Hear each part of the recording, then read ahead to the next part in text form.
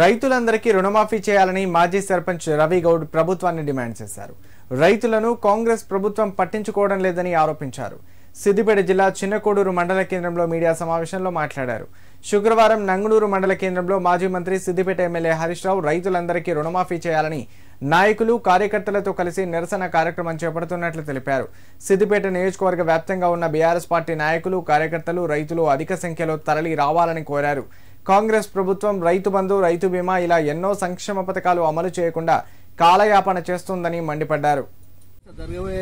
ధర్నాకు మన మండలం నుంచి కానీ మన విలేజ్ మొత్తం నియోజకవర్గం నుంచి చిన్న నంగనూరు మండలంలో ధర్నా చేయడం కానీ, రుణమాఫీ కానీ, రైతు బంధు కానీ, రైతు బీమా కానీ, దొడ్డుబాట్లకు బోనస్ ఇస్తాను, 500 బోనస్ ఇస్తాను, బోనస్ కూడా ఇవ్వని పరిస్థితి. ఇది గవర్నమెంట్ నీళ్ళు కాలువల పండి నీళ్లు వదిలినట్టయితే రైతులకు కూడా మేలు జరిగేస్తుంది. ఆ నీళ్లు కూడా వదులుతలేదు, నింపి పెట్టుకున్నారు. నీళ్లు రావు అన్నారు, నీళ్లు నింపి పెట్టి వారు రైతులు నీళ్ళు ఇస్తలేరు. ఎండిపోయే పరిస్థితికి వచ్చింది.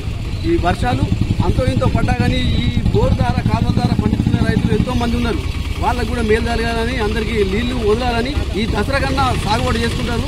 యాసంగి సాగు కన్నా ఈ ఎడమ కాలువ, కుడి కాలువ వదిలిపెట్టాలని రైతుల తరఫున విజ్ఞప్తి చేస్తున్నారు.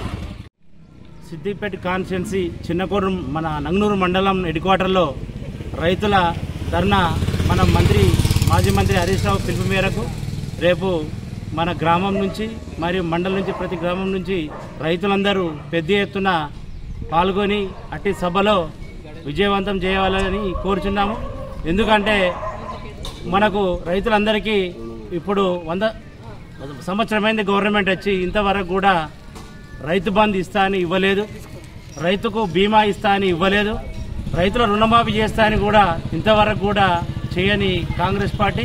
కావున ఈ రేపు జరగబోయే నంగనూరు మండలంలో రైతులందరూ పాల్గొని అట్టి రుణమాఫీ, రైతు బంధు అన్ని రకాలుగా రైతులను ఆదుకునే విధంగా ప్రభుత్వం మీద ఒత్తిడి తెచ్చి అట్టి కార్యక్రమాన్ని విజయవంతం చేయాలని పేరు పేరున రైతులందరినీ కోరుకుంటున్నారు.